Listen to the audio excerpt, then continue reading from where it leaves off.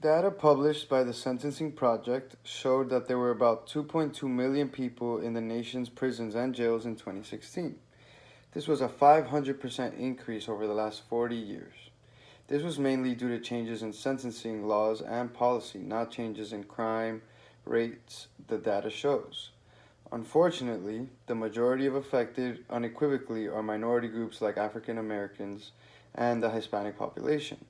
As a fellow Hispanic immigrant who was a naturalized American citizen who had personal experience with the justice system in America, I was intrigued to discover why 25% of the entire world prison population is located here in the United States alone. For us to understand how we achieve such record breaking numbers with the mass incarceration happening today, we must realize what got us here. It's astonishing how the actions of the Ronald Reagan presidency affected the justice system in the United States over 30 years later. The Nixon's famous declaration on the war on drugs in the 1970s, claiming tough on crime policies were the stepping stones set for Ronald Reagan to pass legislation that would forever change the American justice system.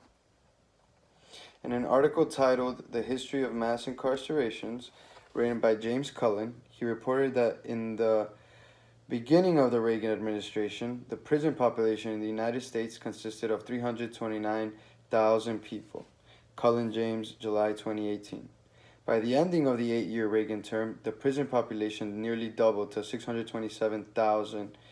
According to an article titled A Timeline of the Rise and Fall of Tough on Crime Drug Sentencing, written by Eric John, on October 26, 1988, Ronald Reagan passed the Anti-Drug House Act of 1986. John Eric, April 2014.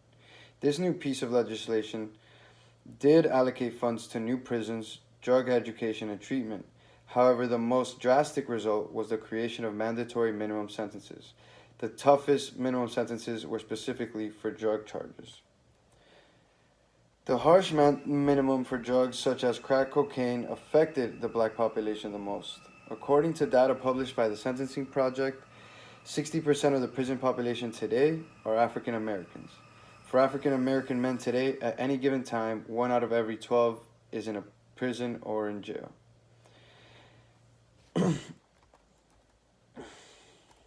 After the drastic doubling of the prison population during the Reagan era, President Clinton further passed harsher mandatory minimums in the Violent Crime Control and Law Enforcement Act of 1994.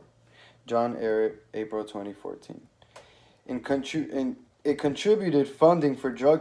legislation contributed funding for drug treatment programs, but also allocated money for prisons, creating a reward system of funding to prisons for having higher prison population. The more prisoners and quote-unquote need of the prison due to the high prison population, more funds would be allocated. The official coronation of the industrial prison complex we have today. One of the harshest sentencing legislation in this bill, passed by Bill Clinton, included a 3 strikes law. Any person convicted of the same crime 3 times could serve up to a mandatory minimum of life in prison. Consecutively, 24 states followed suit by passing 3 strike laws between 1993 and 1995, according to the National Conference of State Legislators.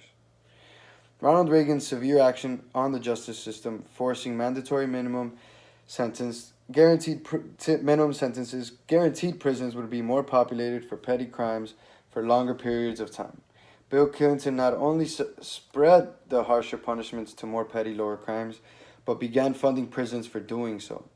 This created the high for profit margin for the prison justice system we see today. Data reported by the Sentencing Project shows the number of people serving life sentences continues to grow till this day.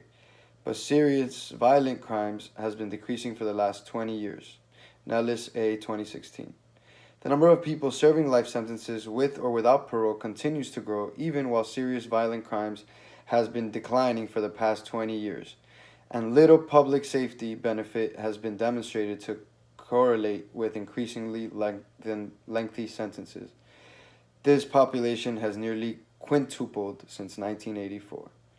The data demonstrates the mandatory minimum sentences first passed by Reagan show no correlation with decrease with a decrease in serious violent crimes nor the crime rate. Ronald Reagan was a president who unknowingly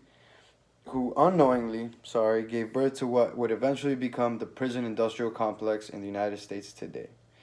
The business for profit complex involved in the privatization of prisons in the United States has specifically created a system meant to keep citizens in that system rather than rehabilitate. Reagan forced more citizens to serve longer sentences for more crimes than any previous president. Bill Clinton then decided to allocate funding towards prisons, creating a business out of sentencing more people for more crimes for lesser violent degree of crimes. Not only has this targeted minorities by a significant amount, but also kept them in the system for much longer than deserved. A system meant to reproduce inmates instead of healing them. Hope for our children's sake, we can establish modern-day prison reform meant for the world today, and correct the mistakes made by former President Reagan decades ago.